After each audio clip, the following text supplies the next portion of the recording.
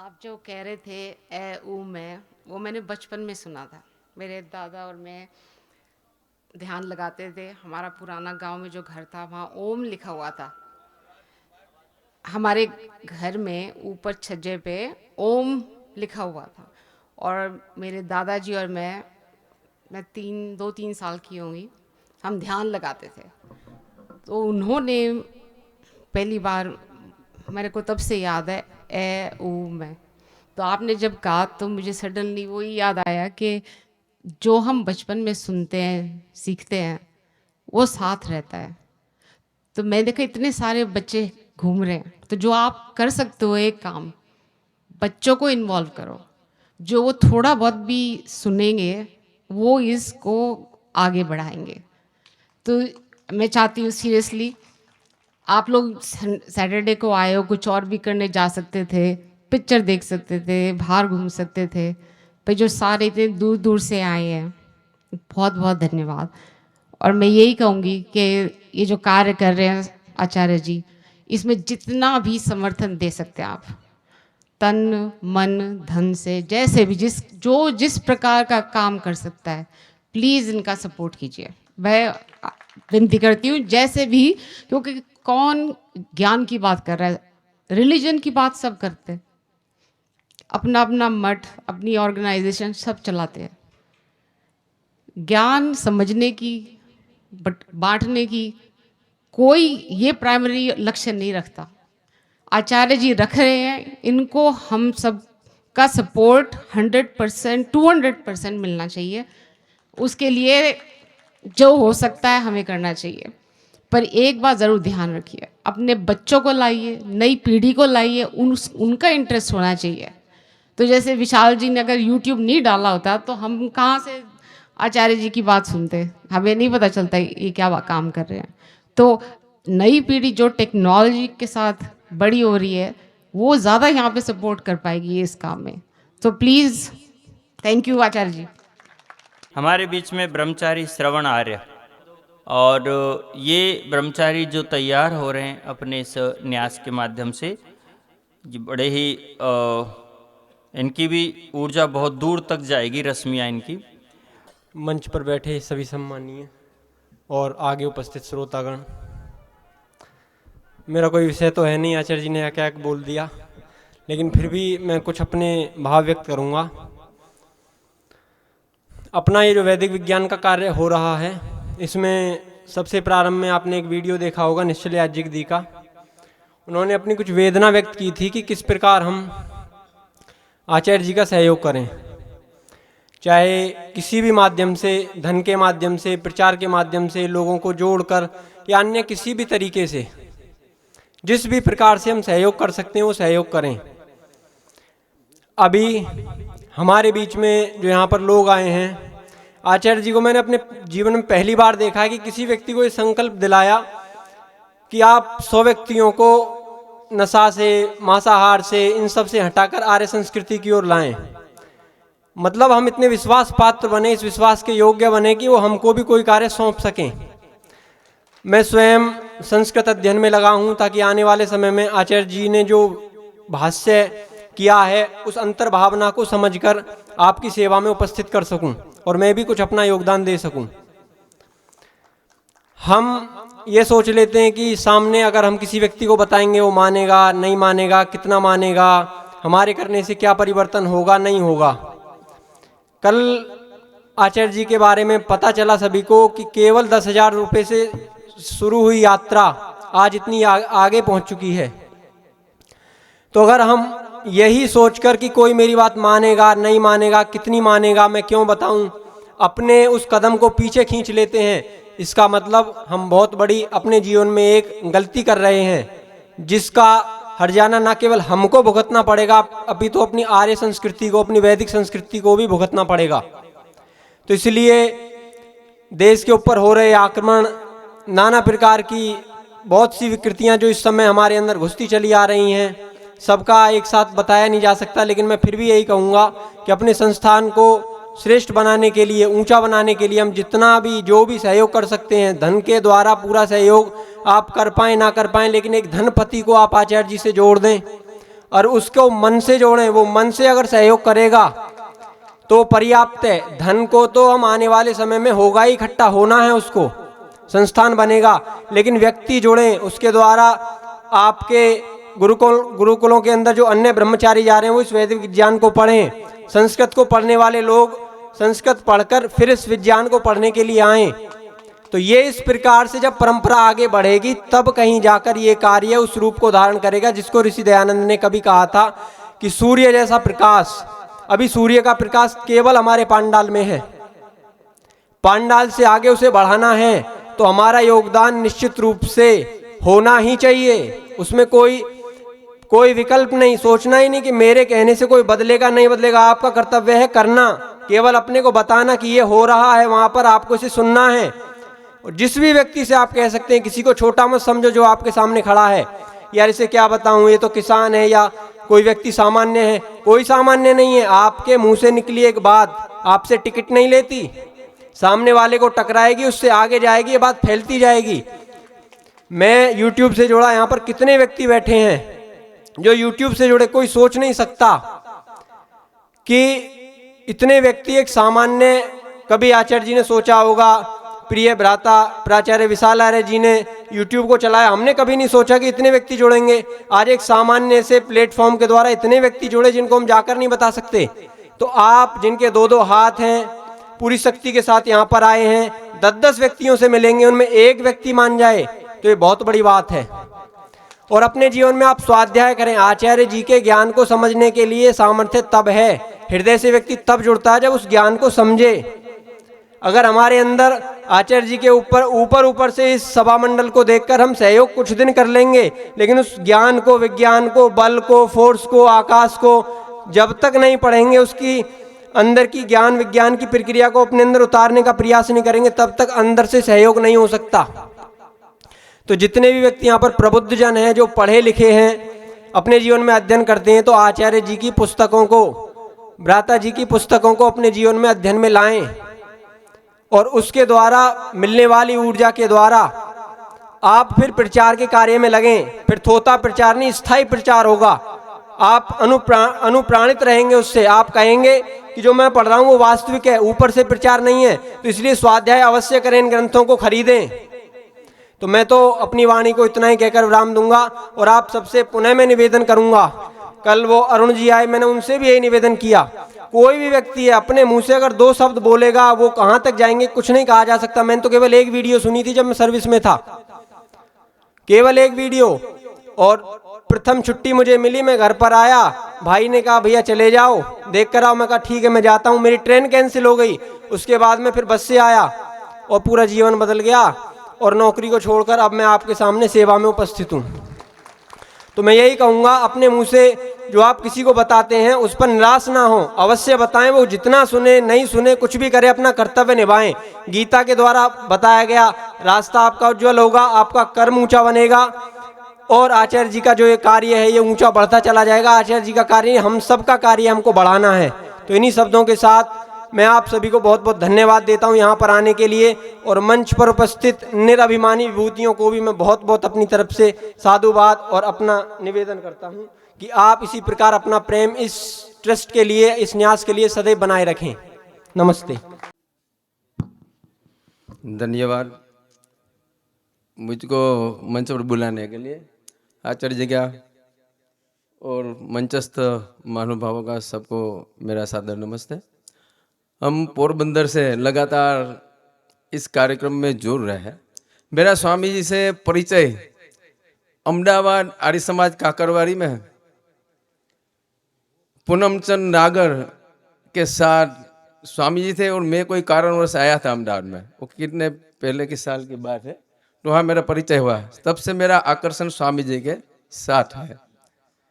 और स्वामी जी इतनी चिंता करते हैं, कोई तूफान आ जाता है तो मुझे फ़ोन करता है गुजरात में, धनजी भाई ये तूफान की दिशा किस तरफ है, कैसे है, फिर मैं उसको दिखा रहा हूँ कोई नुकसान तो नहीं हुआ ना। तो स्वामी जी के हमारे साथ जो लगाव मैंने तब से है, तो हम यहाँ कार्यक्रम में आते जाते रहते हैं और स्वामी जी को सहयोग तो हम इतना नहीं कर सकते हैं आर्थिक, लेकिन जितना यथाशक्ति हमारी होती है आर्य समाज पोरबंदर के, तो हम करते रहते हैं। और हमारी और भी चाहना है कि हम आपके साथ जुड़ के और भी आर्थिक सहयोग और लोगों को यहाँ साथ लेके आएंगे। आज भी हमारी पूरी टीम है, मैं प्रमुख हूँ, यहाँ उप प्रमुख भी हाजिर है, मंत्री है, उप मंत्री है, कोषाध्यक्ष है, सब एक साथ है। मैं इतनी महिला स्त्री सभा के लोग भी साथ में हैं, 15-15 लोग हैं सब। तो इस कार्यक्रम में लिए लोगों को ज़्यादा ये इस सृष्टि कथा का जो पत्रिका मिला, तो मैंने सारे आर्य जगत में बहुत लोगों को भेजा है और सभी को फ़ोन से भी बोला है। लेकिन जितने ये फिर बीच में ये दिल्ली का कार्यक्रम आ गया, इसके कारण लोगों में थोड़ी कमी हो गई, वरना हम ज़्यादा लोग आने वाले हैं। क्योंकि आने में अभी तो हुआ है कार्यक्रम दिल्ली का, तो यहाँ फिर आना 2-5 दिन के बाद फिर यहाँ आने का, और ये क्या के आने जाने के ये भी दिवाली का वेकेशन और त्योहार का, और बहुत परेशानी होती है। अभी आए तब भी परेशानी ट्रेन में बहुत थी, तो ऐसा होता है। तो और स्वामी जी का एक पुस्तक बोलो किधर जाओगे, तो मेरे पास आया, मैंने पढ़ा, तो इसमें एक 8 नंबर का चैप्टर था कि इस भारत या दुनिया में जितने मतमन संप्रदाय वालों के हिसाब से जो एक चैप्टर में लिखा है कि सारे मौलवी हो या कोई पादरी हो या पौराणिक जगत के, सबका एक शास्त्रार्थ करा लेना चाहिए। और शास्त्रार्थ में वहाँ वही लिखा है। तो मैंने उसका अनुमति लेके गुजराती लेके मैंने 1000 कॉपी सारे पोरबंदर में और कहीं अन्य में छापी लिख दी। और इसमें लिखा था कि भाई ये शास्त्रार्थ के लिए राष्ट्रपति एक बहुत बड़ी सभा बुलावे, उसमें सुप्रीम कोर्ट, हाई कोर्ट के जज उसका निर्णय करेंगे, और सभी सरहदें सील कर दी जाए, और सभी पंडाओं को सबको बुला के, मौलवियों को बुला के सबका शास्त्रार्थ किया जाए। इस तरह का इसमें 8 नंबर का चैप्टर में थे, और मैंने अनुमति लेके छाप और किया। तो ये बहुत तो ये भी मैंने काम किया था। तो ऐसे हम तो स्वामी जी के साथ जुड़ने को है। अभी मैंने कह लिया 2 मिनट मांगी थी, मोक्षराज जी का धन्यवाद कि मुझे ये परिचय देने के लिए 2 मिनट दिया। नमस्ते, धन्यवाद।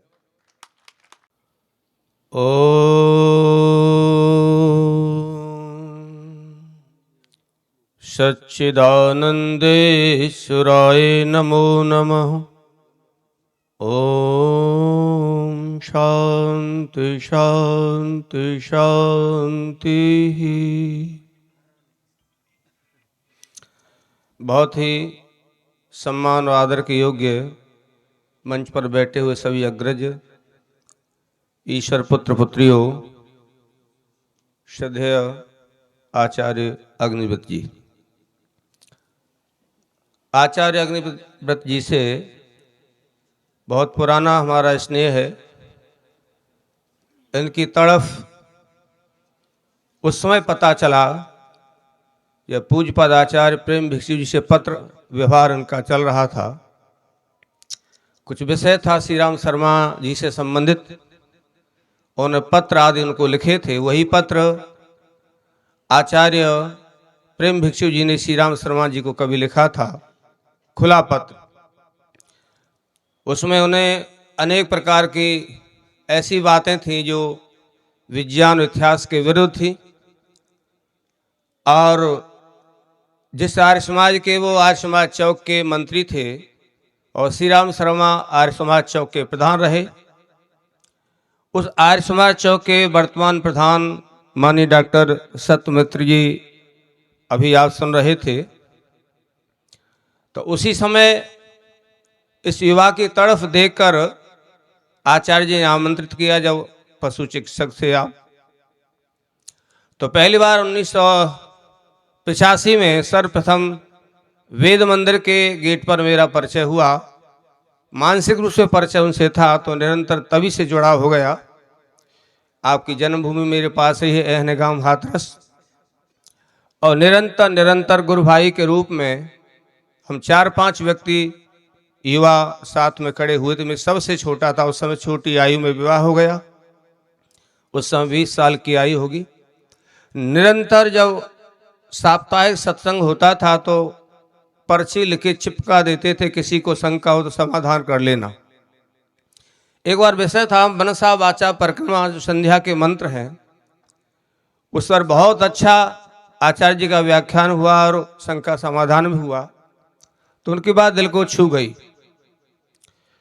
और हमारी भी प्रसन्नता की विषय है कितने संघर्ष आचार्य जी ने किए हैं। वंशानुगत जीवन में रोग आए, चाहे वो टीबी का रोग हो, चाहे दमा का रोग हो, सारी परिस्थितियां विपरीत थी, परिवार की परिस्थिति विपरीत। इतने संघर्ष होते हुए भी रात के 10 बजे जाकर किसी मौलवी को मस्जिद में जाके ललकारे, कैसा व्यक्ति हो सकता है, क्या तड़फ हो सकती है उस व्यक्ति की। उसी तड़फ ने हमारे विचारों को गहरा किया और आज तक निरंतर श्रद्धेय आचार्य जी हमारे गुरु भाई तो है ही, लेकिन आज हम मेरे पूज्यपाद गुरुदेव बड़े भाई के समान हैं। और कभी कभी उन्हें ऐसा लगता होगा कि भाई हमारे पुराने साथी हैं कि मैं उन्हें मंच पर नहीं बुला रहा, मैं ऐसी सोच रखता नहीं हूँ, क्योंकि जो भी यह कार्य किए जा रहे हैं वो हमारे राष्ट्र और समाज के हित के लिए हैं। लेकिन भाइयों से एक बात मैं कहना चाहूँगा कि यही न समझे कि आपका जीवन मूल्यवान नहीं है। आप जो भी जिस क्षेत्र में काम कर रहे हैं, आर्य समाज के क्षेत्र में, कुछ लोगों का मानना है कि भाई आचार्य जी अपने कार्य के सिवा और किसी को समझते नहीं, ऐसी भूल ना करें। और ऐसी भूल जो भाई कर रहे हैं उन्हें सावधान करके कह दें कि तुम्हारा जो कार्य है, तुमने जो धरातल पर जो काम किया, वो देश की आज़ादी के लिए काम किया, महिलाओं के लिए, शिक्षा के लिए, अछूत उद्धार के लिए जितने काम किए हैं उसका मूल्यांकन आचार्य अच्छी प्रकार से जानते। क्योंकि जब तक व्यक्ति संवाद नहीं करता तो दूरियां बढ़ जाती हैं। कई हमारे मित्र हैं नरेंद्र जी, छोटी सी बात को लेकर नहीं जुड़ते, आते जाते रहते हैं, लेकिन ये उनकी ये गंभीरता नहीं है कि मित्र का साथ छोड़ देना। नए मित्र जुड़ते हैं तो मुझे प्रसन्नता है कि कई हमारे साथी मथुरा से आए हैं, लगाव है। अपने मास्टर साहब घनश्याम जी हैं, अपने कालीचरण भाई किशन सिंह जी, हरि सिंह जी, हमारे 7-8 व्यक्ति आए हैं। और हमारे केवल पुरोहित कार्य तो मेरे लिए सामान 10% ही मैं करता हूं भाई चरण सिंह वो। भाई मुक्षराज जी, वर्तमान में जिले के आर्य समाज के प्रधान के रूप में मैं कार्य देख रहा हूँ, आर्य दल का भी काम देखता हूँ, और गुरुकुल विश्वविद्यालय का अंदर बाहर का 3 जिम्मेदारी मेरे पास है। मेरे सारे भाई बता सकते हैं कितनी व्यस्तता मेरे पास रहती है।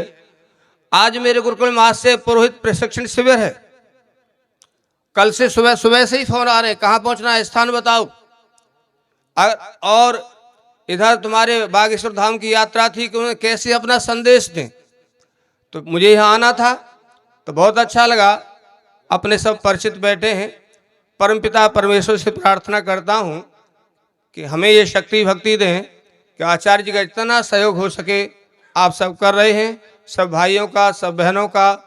और जहाँ जो भाई जल पिला रहे हैं, प्रत्येक व्यक्ति की सेवा, जिसने एक तुरका भी यहाँ उठाया है वो भी हमारे लिए स्तुति करने योग्य है। मैं सब भाइयों का और बहनों का, कर्मचारियों का हृदय से धन्यवाद करता हूँ, उनका चरण वंदन करता हूँ कि आपकी वजह से सुंदर कार्यक्रम संपन्न हो सका। और हमारे छोटे भाई मोक्षराज जी को बहुत बहुत धन्यवाद। आप सबको बहुत प्रणाम, नमस्ते। ओम। परम ऋषि ब्रह्मा जी, श्री दयानंद सरस्वती जी, श्री ऋषि, मैं पहली बार क्या है कि मन से बोल रहा हूँ तो थोड़ा सा उद्वेलित भी हूँ। श्री आचार्य अग्निवर्त जी एवं विद्वानगण मंच एवं विद्वान श्रोता, देखो हमारे साथ कभी कभी लोग विषय पे उलझ जाते हैं, तो ईश्वर के विषय पे काफ़ी लोग मेरे से उलझे। उससे मेरे में जो आचार्य जी से ज्ञान मिला, उससे क्या मेरे में परिवर्तन आया, कैसे मैं जवाब देता हूँ। मेरे पे सवाल आता है कि आप ये बताओ, कभी सृष्टि रची होगी, हम तो ये मानते हैं पहले से रची गई थी, ऐसी थी।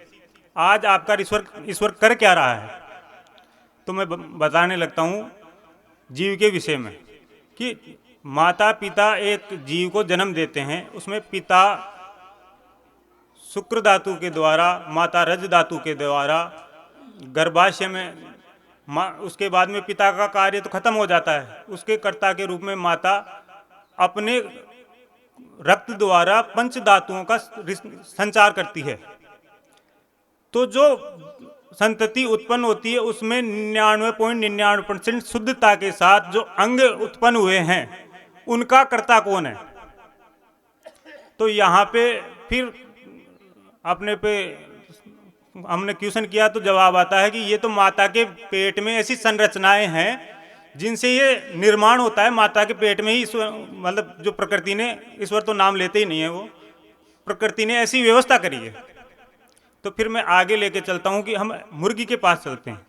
मुर्गी में शुक्र धातु रज धातु के साथ मुर्गी पंच धातु उसमें समावेश करके और अपने शरीर से बाहर त्याग देती है, और हम फोड़ के देखते हैं तो उसमें तरल पदार्थ है, और उसके बाद में केवल वह गर्मी देती है उसको अपने शरीर की। कुछ वीडियो में हमने देखा है कि लोगों ने लट्टू वगैरह की गर्मी से भी उसमें जन्म दिलवाया है, और यह भी 99% शुद्धता से होता है।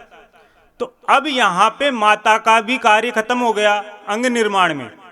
तो ये अंग निर्माण कौन कर रहे हैं, इसका कर्ता कौन है? तो यहाँ फिर सामान्य लोग मान जाते हैं, लेकिन जो जीव विज्ञान पढ़े हुए हैं ना, वो कहते हैं कि ये जो माता पिता से जो जीन्स मिले हैं वो इतने इंटेलिजेंट हैं कि जिसके जीन, जिस तरह की संतति के जीन है वैसा ही निर्माण करते हैं हमेशा, साथ में माता पिता के शारीरिक गुण भी लाते हैं। तो यहाँ फिर मैं क्वेश्चन पूछता हूँ कि जो माता पिता हैं अगर पीएचडी करें हो हिंदी में, दोनों माता पिता, तो क्या बच्चे में कई अक्षर भी पैदा होते समय उनको याद रहेगा? तो वो इस पे जवाब देते हैं कि ज्ञान तो सारा पर्यावरण से आता है, ज्ञान मनुष्य किसी भी जीव को बोले पैदा होते होता ही नहीं है। तो यहीं से मैं बात पकड़ता हूं, और ये बात मेरे को आई, आचार्य जी ने एक उदाहरण दिया था कि माता पिता तैराक हों और उनके बच्चे को तैराकी नहीं आती, जबकि ऊंट का बच्चा है जो समुद्र में छोड़ आओ तो भी वो तैर के आ जाता है। तो यहीं से मेरे को वो आती है कि अब हम चलते हैं कछुए के पास। कछुआ जब जन्म देता है तो जो प्रक्रिया मुर्गी में मैंने बता दी, वो होने के बाद वह समुद्र तट पे आते हैं, लाखों कछुए आते हैं और एक गड्ढा खोदते हैं, उसमें 10-20 अंडे देते हैं, वापस बंद करके समुद्र में चले जाते हैं, दोबारा देखने भी नहीं आते। अब वो जो अंडे में जीव है सोते पैदा होता है, उसके सभी अंग सोते होते हैं, और वो खोद के ऊपर भी आते हैं, और जब प्रजनन काल होता है तो देखते हैं कि समुद्र तट पे लाखों करोड़ों कछुए समुद्र की ओर गति कर रहे हैं। और ये शुद्धता इतनी अच्छी है कि 99% कछुए समुद्र में जाते हैं, 1% दूसरी दिशा में जाते हैं। तो प्रोबेबिलिटी ये कहती है कि वो 50-50% जाने चाहिए थे, या चारों दिशाएं माने तो 25-25% चारों दिशा में जाने चाहिए थे। किसी ने तो ज्ञान दिया है कि ये 99% शुद्धता से वो अपने घर ही जा रहे हैं। तो यहां आके वो स्वीकार करते हैं कि ये ज्ञान को देने वाला कोई तो करता है, हमें नहीं पता। लेकिन एक साथ में कुतर्क और कर देते हैं कि आपका ईश्वर मान लिया तो क्या पक्षपाती है जो 1% को गलत ज्ञान देता है? 99% को शुद्ध ज्ञान दे दिया तो 1% को गलत क्यों दिया? तब यहां से हमारे को दूसरी बात वहां से आती है कि जो कर्म सिद्धांत है, कर्म के लिए हमें स्वतंत्र रखा है, जीव को स्वतंत्र रखा है। तो जो जीव 1% है वो पिछले जन्मों के कर्मों के कारण और अपनी ऊहा के कारण खुद से ये ज्ञान से निर्णय लेता है, सब इधर जा रहे हैं, मैं उधर देख के आता हूं क्या है। और क्योंकि उनको पिछले जन्म के भोग भी भोगने हैं, इसलिए वो अपने घर न जाके भटकते हैं संसार में। अब मैं इस कार्यक्रम के बारे में 2 शब्द कहना चाहता हूं। देखो, कार्यक्रम यहाँ हो रहा है, हम लोकतंत्र में हैं। यहाँ जो हम कर रहे हैं लोकतंत्र में, देखो जनता होती है राजा और शासन प्रशासन होता है सेवक। हम यहाँ कर रहे हैं, हमारे बीच में गजवाए हिंद की बात भी करके गए, शासन के व्यक्ति थे। तो मैं बात कहना चाहता हूँ कि यहाँ हम जो कर रहे हैं उसको, ये जो हम राजा लोग जो कर रहे हैं उसको ये मानते हैं कि ये तो मंत्रणा चल रही है, अभी हमें आदेश नहीं आया है। लोकतंत्र में आदेश कैसे आता है? जब संसद का घेराव होता है, विधानसभाओं का घेराव होता है, कहीं पे धरना लगता है, उसको ये शासन प्रशासन मानता है अब हमारे राजा हमारे को आदेश दे रहे हैं। और चूंकि आचार्य जी तो ईश्वर का संविधान जान चुके, तो वो उसको तोड़ेंगे नहीं, तो आचार्य जी हमें कभी ऐसा आदेश भी नहीं देंगे। लेकिन हम सबको खुद से निर्णय करना चाहिए, क्योंकि हम ईश्वर का आदेश इतने पूर्णतया नहीं मान रहे हैं, क्योंकि आज भी हम गलत भी करते हैं और इतने अच्छा ग्रंथ होने के बावजूद भी हम मेघालय की शिक्षा को पहले लेते हैं, क्योंकि मैं खुद ही रेलवे में गुलाम बना पड़ा हूं। तो क्यों ना हम एक बार संसद हमारे बस की बात भी नहीं हो तो विधानसभा चल लें और 3 दिन का शिविर वहीं लगा दें घेराव के तौर पे, और इसी बात को रखें वहीं। तो हो सकता है ये जो हम राजाओं के जो सेवक हैं ये मान लें कि ये हमारे पे आदेश आ चुका है, और फिर वो हमारे को सुनने लग जाएं, वो मान लें कि ये मंत्रणा के बाद आदेश आ गया है। धन्यवाद, मैं इतना ही कहना। ॐ विश्वानि देव सवितर्दुरितानि परासुवे यद्भद्रं तन्न आसुवे। परम सम्माननीय सन्यासी वृंद, परम पूजनीय आचार्य अग्निव्रत जी, न्यायमूर्ति श्री सज्जन सिंह जी कोठारी, विदेह योगी जी, डामोर साहब, जिनका नाम मैं नहीं जानता हूं, तो उनको भी वंदन करता हुआ, और विशेष रूप से मेरे सामने जो मातृशक्ति है सबको वंदन, और अन्य मेरे सभी आत्मीय जन। निश्चित रूप से जब भी मंच पर बोलने का मौका आता है, मेरे लिए एक बड़ी ऊहापोह की स्थिति होती है, क्योंकि इतने समय अध्यापन के बाद या जीवन में विभिन्न लोगों को देखने के बाद, विभिन्न क्षेत्रों में अपना जो भी प्रेक्षण है, तो उसके बाद में और ज़्यादा ऐसा लगता है कि मैं बिल्कुल तुच्छ प्राणी हूँ, और ऐसे तुच्छ प्राणी को मंच पर बोलने का अवसर दिया गया है। मैं अपने आप को इस योग्य नहीं समझता, लेकिन निश्चित रूप से मेरे हृदय में जो भी उद्गार है तो उसको संक्षेप में आपके सामने प्रस्तुत करना चाहूँगा। सर्वप्रथम इस सत्र में जितने भी वक्ताओं ने अपनी बात रखी, या ये कहा जाए कि वो केवल वक्ता के रूप में नहीं थे, उन्होंने अपने अनुभव साझा किए, मैं उन सभी के प्रति अपना वंदन प्रस्तुत करता हूं।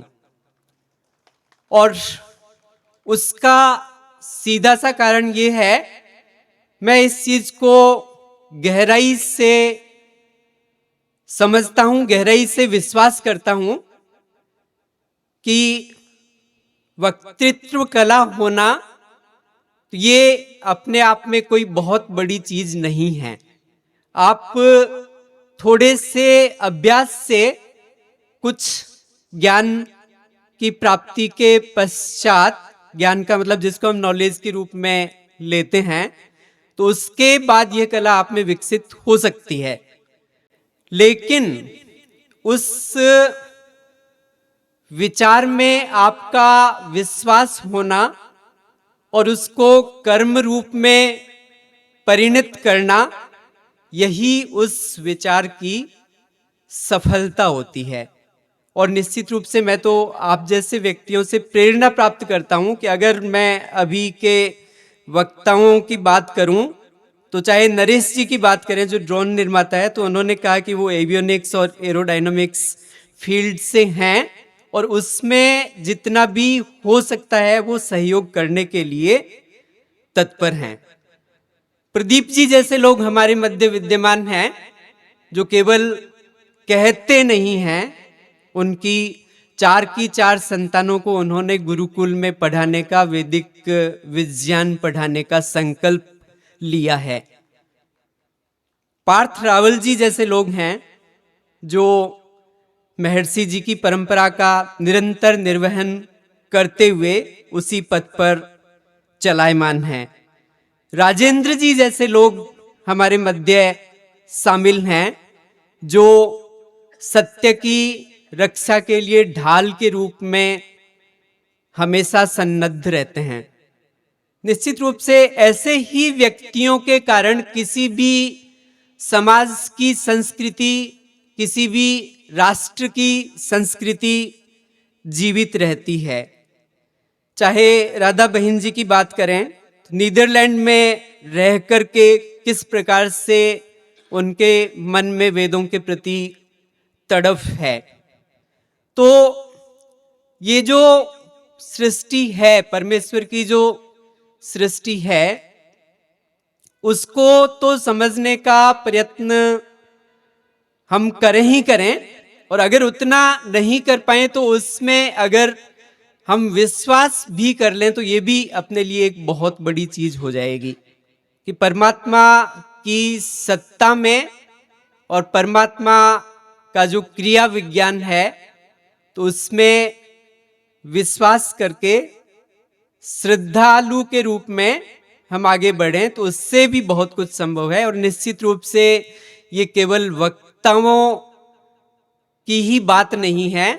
मेरे समक्ष आप जितने श्रद्धालु व्यक्ति बैठे हैं, निश्चित रूप से प्रत्येक व्यक्ति अपने स्तर पर इस कार्य को आगे बढ़ाने में किसी न किसी रूप में सहयोग दे रहा है। वो चाहे सोशल मीडिया के रूप में हो या लोगों को तर्कपूर्ण ढंग से समझाने के रूप में हो या सिद्धांतों को अपने जीवन में उतारने के रूप में हो। तो भगवान करे कि हम सभी में ऐसी प्रेरणा आए कि हम ईश्वर के पथ पर चल सकें। और इसमें सबसे अच्छी बात जो है कि अगर आप सत्य के पथ पर चलते हो तो उस स्थिति में बहुत सारी बाधाओं के आने के बावजूद आप ये निश्चिंत हो सकते हो कि आपको उस पथ पर चलायमान रखा जाएगा। वो अगर आप खुद नहीं भी, आपकी बाधाएं आ भी रही हैं, खुद आप नहीं बढ़ पा रहे हैं, लेकिन अगर आप दृढ़ संकल्पित हैं तो निश्चित रूप से आपको अपना लक्ष्य प्राप्त होगा। तो इसी के साथ मैं ये कामना करता हूं कि ये जो सृष्टि के यज्ञ का काम है वैदिक विज्ञान के रूप में, तो इसमें हम किसी न किसी रूप में सहभागी बने और अपना जीवन सुखी बनाए। ओम शम। ओम याम मेधाम देवगणा पितरश्चोपासते तया मा मध्य मेधयग्ने मेधाविनं कुरु स्वाहा। गुरुवर प्रातः स्मरणीय मन्य मन्या धन्य धन्या ऋषि कहने में, जिन्हें मुझे बिल्कुल भी, मेरे हृदय में बिल्कुल भी संदेह नहीं होगा, मेरे श्रद्धेय गुरुजी आचार्य अग्निव्रत नैष्ठिक जी और उनके साथ मंच पर विराजमान सत्य स्वरूप श्रद्धेय गुरुजी योगी विधेय योगी गुरुजी और अन्य वैदिक विद्वान और मंच पर विराजमान और मेरी माताएं, बहनें और सभी बालक भी आए हुए हैं, उनको भी सबसे पहले मेरा सादर नमस्ते। ओम नमस्ते। गुरुजी से मैं 2020 से जुड़ा हुआ हूँ। मैं संस्कृत का प्राध्यापक हूँ गवर्नमेंट कॉलेज कालका हरियाणा में। मैंने अनेक आचार्यों को सुना। इस यहाँ के विषय में मैं बाद में बात करूँगा, पहले मैं बता देता हूँ। मैंने अनेक आचार्यों को सुना, मुझे तृप्ति नहीं होती थी कि प्रकृति, ईश्वर जीव प्रकृति, ईश्वर महत तत्व प्रकृति के द्वारा महत तत्व का निर्माण कैसे करता है। तो वैदिक रश्मि विज्ञान, रश्मियां तो हैं, आधुनिक साइंस भी मानता है वाइब्रेशंस है, जाओगे कहाँ, अन्य कोई मार्ग नहीं है। मैं 8वीं का छात्र हूं फिजिक्स में अभी। गुरुजी के निर्देशन में उनके विज्ञान को थोड़ा थोड़ा जान रहा हूं। मेरी 2 बेटियां गुरुकुल पाणिनि कन्या महाविद्यालय में पढ़ रही है और वो एक ऋग्वेद कर रही है, अष्टाध्यायी हो चुकी है एक की। मुझे विज्ञान यही देना है, यही विज्ञान देना है, क्योंकि विज्ञान, महर्षि दयानंद कहते हैं ऋग्वेदादि भाष्य भूमिका में, विज्ञान मुख्य है। विशिष्ट ज्ञानम यत्र विद्यते, और विशिष्ट ज्ञान कहां से होगा? मेधा, बुद्धि, तर्क, वितर्क, ऊहा, पोह, ये सब विज्ञान के माध्यम है। आज हमें वो वैदिक फिजिक्स भी पढ़ेंगे, फिजिक्स भी पढ़ेंगे। हमें विद्या प्राप्त करने के लिए, ऋषि दयानंद ने कहा है, विद्या प्राप्त करने के लिए सदा उद्यत रहना चाहिए, तत्पर रहना चाहिए। थोड़ा थोड़ा अपना विद्या का अभ्यास करता रहे। गृहस्थ में है तो भी करे, सन्यासी है तो भी करे, वानप्रस्थी है तो भी करे, बालक है तो भी करे, सबको विद्या का अभ्यास करना चाहिए। और मुझे यकीन है कि गुरुजी के विज्ञान पर मैंने चारों बच्चों को लगाना है। मेरे 4 बच्चे हैं, 2 बेटे 2 बेटियां हैं। एक बेटा बैठा है, ये अष्टाध्यायी कर रहा है और साथ में ये गुरुजी की वीडियो तो देखता ही देखता है और साथ में ये फिजिक्स भी कर रहा है इस समय। इतना तीसरी क्लास में मेरा बेटा। मुझे इतना प्रेम है गुरुजी के विज्ञान से, मैं उसको आपके समक्ष बता नहीं सकता। और मुझे यहाँ का जो वातावरण, में सम्मेलन, महासम्मेलन दिल्ली में भी गया था, वहां सभी मिले, सभी प्रियजन मिले, लेकिन जो यहां जैसे व्यवस्था हुई है, किस प्रकार की व्यवस्था? व्याख्यानों की व्यवस्था, विज्ञान को बताया गया है, प्रत्येक व्यक्ति के द्वारा विज्ञान की बात की गई है। माता उमा, मैंने शोध किया है, पीएचडी की है, वो महाभारत में ही की है। और गुरुजी के व्याख्यान पे एक रिसर्च पेपर भी बनाया है मैंने, गुरुजी के व्याख्यान से लेकर के ही। सृष्टि की प्रारंभिक अवस्था कैसी थी, प्रकृति के विषय में है वो, गुरुजी के व्याख्यान से। कुछ मेरे जो बुद्धि से मैंने लिख पाया उसमें। और जब वो पेपर मैंने महाविद्यालय में पढ़ा तो तालियों की गूंज थी, और उनके पास कोई प्रत्युत्तर नहीं था कि ये भाई ये कैसे बोला, इन्होंने कैसे कहा। क्योंकि विज्ञान जो है वो केवल ईश्वर से आता, परमाणु में बना तो ईश्वर से बना है, विज्ञान ईश्वर से आता है। और मैं ये कह रहा हूं इस मंच से, गुरुजी के विज्ञान के सिवा मार्ग अनेक हो सकते हैं, जो अभी इस समय वर्तमान में मैं देख रहा हूं, अन्य कोई विज्ञान मुझे तो दिखाई देता नहीं। इसलिए मुझे मंत्र दृष्टारा ऋषय है। महर्षि दयानंद ने भी, स्वामी महर्षि दयानंद भी महावैज्ञानिक थे। उनके यौगिक अर्थों को, अर्थात उन्होंने जो यौगिक अर्थ किए वेद के, वही अर्थ हमारे गुरु और परम श्रद्धेय आचार्य अग्निवर्त नैष्ठिक जी कर रहे हैं। अब भाई इसमें अंधा अगर ठूंठ को ना देख पाए, अंधा यदि ठूंठ को ना देख पाए तो उसमें ठूंठ का दोष नहीं है, व्याकरण में आता है ये, निरुक्त में।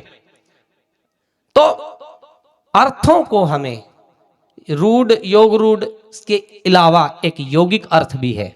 जैसा मैं विज्ञान गुरुजी का समझ पाया हूं अभी तक, ज्यादा तो पढ़ा लिखा नहीं, 8वीं का ही छात्र हूं फिजिक्स का।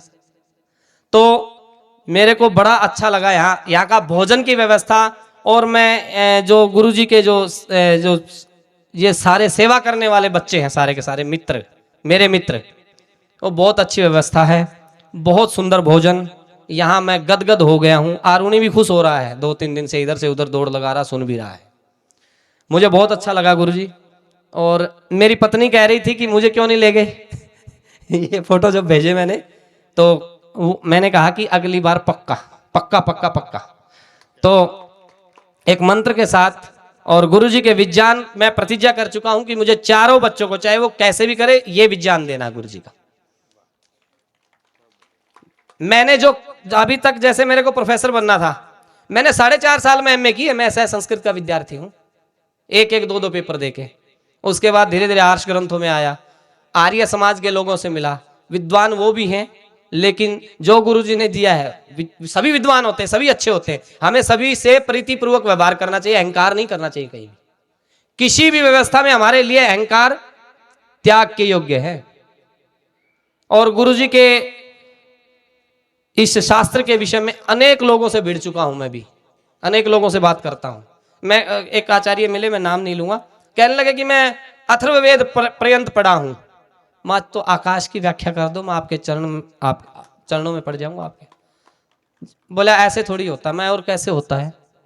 उन्होंने कहा, मैंने वहीं कहा कि जिसका जो विज्ञान है वो श्रद्धा पूर्वक, प्रीति पूर्वक, अहंकार को त्याग करके, जो मनुष्य अहंकार को त्याग देता है, विद्या उसकी ओर आने लग जाती है। इसलिए हमें विद्या का अभ्यास करते रहना है।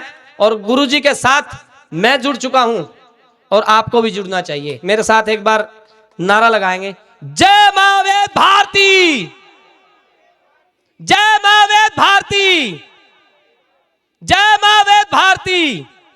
फिजिक्स भी पढ़ो, व्याकरण भी पढ़ो, समस्त शास्त्रों को पढ़ो और गुरुजी के निर्देशन में, अर्थात जैसा गुरुजी ने किताबों में लिखा वैसे पढ़ो। सभी का धन्यवाद। ओम शम। सभी का ईश्वर कल्याण करे, साथ में मेरा भी करे। धन्यवाद।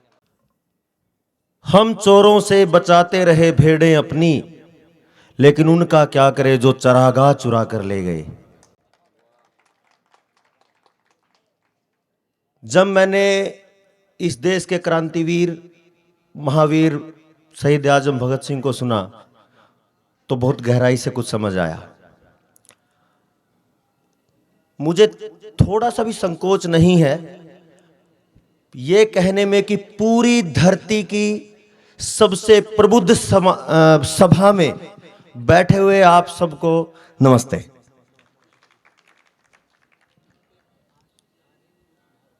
एक सवाल है आप सबसे, थोड़ा सा ध्यान दीजिएगा तो और अच्छा लगेगा। ऐसे कितने लोग हैं यहां बैठे हुए जिनको सत्यार्थ प्रकाश पढ़ने के बाद ऐसा लगा कि काश महर्षि दयानंद से मिल पाते? एक बार हाथ उठाएंगे।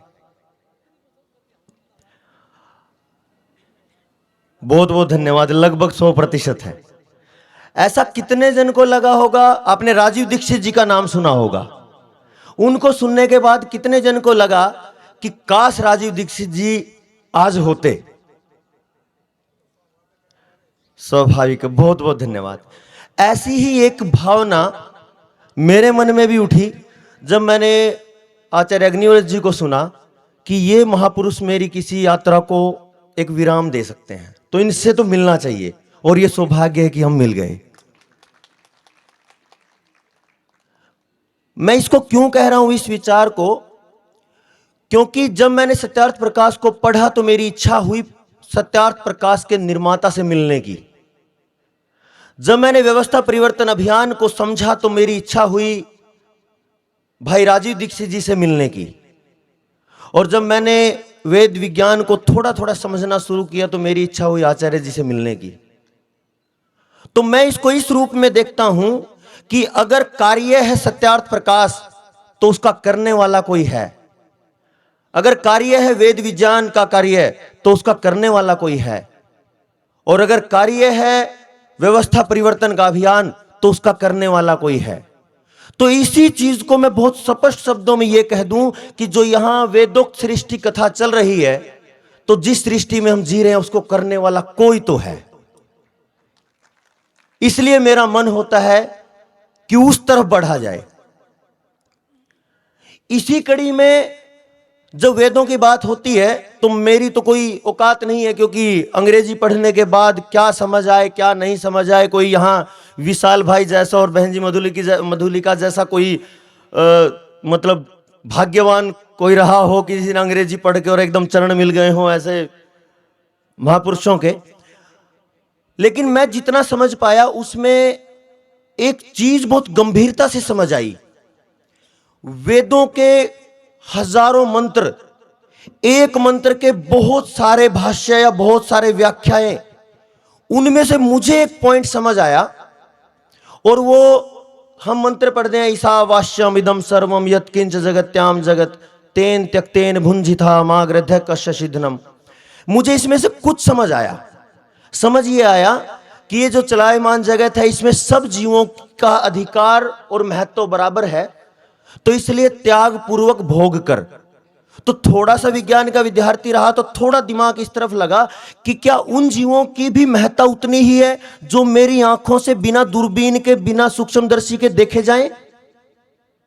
यानी मिट्टी के सूक्ष्म जीवाणु जो 1 ग्राम मिट्टी में अरबों खरबों होते हैं। तो मैंने जब राजीव भाई को सुना था तो एक चीज समझ आई कि जब मैं भारत को समझता हूं तो भारत को समझने के लिए 5 भ समझने पड़ते हैं, और उन 5 भ में पहला भाषा है जिसको शिक्षा मान ले, भूषा है जिसको पहनावा मान ले, भजन है जिसको हम संगीत मान ले, भोजन है जो हम खा रहे हैं, और भेषज औषधियां हैं। हम कितना भी मतलब दूर तक व्याख्यान करें, इन 5 भ को अगर जोड़ दें तो एक नया भ बनता है जिसको भारत कहते हैं। लेकिन आज की व्यवस्था में ये 5 भ कहां हैं? शिक्षा ईसाइयत की है, भूषा अंग्रेजियत की है, भजन अंग्रेजियत का है यानी ईसाइयत का है, भोजन ईसाइयत का है, और भेषज यानी औषधियां एलोपैथी ईसाइयत की हैं। पूरा का पूरा भारत जब ईसाइयत में डूबा हुआ है तो हम किस भारत की बात करें? और मैं वैदिक विचारक हूं तो मुझे बात करनी चाहिए। तो मैं इस मंत्र में से एक बिंदु को निकाल पाया कि जो सूक्ष्म जीव हैं क्या उनकी कीमत आदमी के बराबर है? तो मैंने इसके जब विज्ञान पे जाना शुरू किया तो मैंने कृषि पे कार्य शुरू किया 2011 में भाई राजीव दीक्षित जी को जानकर, और पता चला कि अगर सूक्ष्म जीव ना हो तो मिट्टी तो बंजर है, और जिस मिट्टी में वनस्पति नहीं है तो उसमें अन्न धन धान्य भी नहीं है, और जहां से धन धान्य ना उगते हो तो वहां मानव कहां है? यानी समाज कहीं है ही नहीं। ऐसी परिस्थिति में वेद का एक कण, वेदों के इतने बड़े साम्राज्य में एक छोटा सा पॉइंट मुझे यह बताता है इस समय की पूरी दुनिया की जो कृषि व्यवस्था है वो जहरीली है, बर्बादी करने वाली है। और इसमें से जब मैंने आंकलन किया और मैंने उसके बाद नौकरी छोड़ दी, प्रोफेसर होने के बाद नौकरी छोड़ी एक बिंदु को मानकर, जब मैंने आंकलन किया कि ये बिंदु जो है सूक्ष्म जीवाणु का, इसकी महत्ता व्यक्ति के बराबर जब मुझे समझ आई, या उस पुरुष से भी, मैं मानव से भी ज्यादा समझ आई, तो उसको लेके मैं बढ़ा और किसान की पूरे समाधान की बात पर मैं पहुंच गया। कृषि व्यवस्था इस समय कितनी समझ आई इसका मैं कुछ आर्थिक रूप से आंकलन करूं। अगर मैं नौकरी करता हूं और 2-2.5 लाख रुपए महीना कमाता हूं तो पूरी जिंदगी में मेरी इनकम 10 करोड़ के लगभग होगी। लेकिन आज की वर्तमान व्यवस्था में जितना खर्च कृषि के ऊपर जहरीली चीजों का, जहर का, स्प्रे का, इंसेक्टिसाइड, पेस्टिसाइड, हर्बिसाइड का, और ये जितना होता है, इस सारे का आंकलन करें, फिर इसका प्रकोप जो आता है बीमारियों के रूप में पशुओं पे करें, फिर पशुओं के दुग्ध उत्पाद और कृषि के उत्पादों का असर जो समाज में आता है बीमारियों के रूप में, इसका पूरे का आंकलन करूं तो ये लगभग मेरी अगली 30 साल की जिंदगी में मैं इसमें हटा दूं, एक सपना देखूं कि मैं इसको हटा दूं एक दिन, तो ये बनता है 1100 लाख करोड़ का। और मेरा ये विचार, जो मेरा नहीं है, मेरा तो क्या है, वेद के एक मंत्र का एक छोटा सा विचार है जो पूरी भारत की व्यवस्था बताई है मैंने 1100 लाख करोड़ की, लेकिन पूरे धरती ही पूरी जहरीली है। तो जब हम धरती के आंकलन की बात करेंगे तो ये हमारी रेंज से बाहर हो जाएगा। तो ये पूरी की पूरी जो 3 दिन की सृष्टि कथा थी, इसको सुनते हुए ऐसा लगता है कि यहां बैठे रहो, कुछ और मत करो, बस सुनते जाओ। अब मैंने पहली बात कही थी, हम बचाते रहे चोरों से भेड़ें अपनी, लेकिन तब क्या जब चरागाह चुरा कर ले गए। हम जिस समाज में लोगों की बात, अगर इसको भेड़ों वाली बात को हम समाज पे लागू कर दें, तो जिन लोगों को बचाने की हम बात करते हैं उनका जो धरातल है, जो चरागाह है, वो तो चुरा ली गई है 5 भय के रूप में। अब अगर पांचों भय की बात करें तो कुछ व्यवस्था बने। और जब मैंने इसके एक लास्ट बात और कहूं, इसके प्रैक्टिकल प्रारूप पे जब मैंने काम करने की कोशिश की तो परिणाम बहुत लाजवाब आए। और इसका वैदिक जो प्रारूप में थोड़ा समझ पाया कि किसी चीज को बार बार रिपीटिशन में अगर करोगे तो वह चेतन मन में चली जाती है, और जो चेतन मन में विचार जाता है वो फिर प्रैक्टिकल व्यवहार में भी आना शुरू होता है। तो मैं जब किसानों के पास पिछले 15 साल से जा रहा था तो ऐसा लगा कि ये मान क्यों नहीं रहे।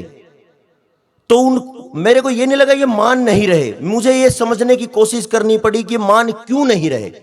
तो मुझे पता चला इनके अवचेतन मन में भी वो जहर 50 साल से डाला गया है जो एकदम से निकलना आसान नहीं है। तो मुझे भी उतनी ही बार बार समाधान डालना पड़ेगा जितनी बार इनके दिमाग में जहर की बात डाली गई है, या उससे कहीं ज्यादा डालना पड़ेगा। तो मैं कुछ साथी जिनकी चेतना थोड़ी जल्दी चालू हो जाती है, वो मिलते गए, परिणाम आते गए, और फिर मैं एक ऐसे विचार पे, एक ऐसे नारे पे पहुंचा जो पूरी तरह इस आमूलचूल परिवर्तन की बात कर सकता है। पहली बार पूरी पैदावार, बिना जहर, बिना बाजार। और ये वो जड़ है जो आचार्य जी ने जो एक बहुत बड़ा पत्र लिखा है, यूएनओ को भी लिखा है, जिसमें एजेंडा 2030 है, उसके मूल में अगर भारत की बर्बादी का कोई कारण है तो कृषि की बर्बादी है। तो आचार्य जी के पत्र के समाधान के रूप में जो सहयोग मेरा हो सकता है वो इस तरफ कितनी भी गहराई में 24 घंटे दिन रात पूरी जिंदगी आचार्य जी के सानिध्य में यह जीवन समर्पित है। जब वो आह्वान करेंगे, हम बहुत सारे युवा भी आए हैं, हम सब साथ में हैं, और हम फिर से जो बात कर रहे थे कि हम बचाते रहे चोरों से भेड़ें अपनी, अब क्या करें जब चरागाह चुरा ली गई हों। तो हम अपने उन चरागाह को, यानी उन पांचों भ को, भजन, भोजन, भूषण, भेषज, शिक्षा, इनको बचाने की बात करते हुए हम अपने आप को फिर से बड़ा भय यानी भारत बनाने की बात करें। और सृष्टि की जो बात कही कि कार्य को देख के कर्ता का आभास होता है, तो आचार्य जी के इस कर्म को देख के इनकी महानता की बात करें, या महर्षि दयानंद की बात करें, या ऋषियों की बात करें, जितना चर्चा होगी हम बहुत तुच्छ हैं। बहुत बहुत धन्यवाद, आप सबने सुना, आभार।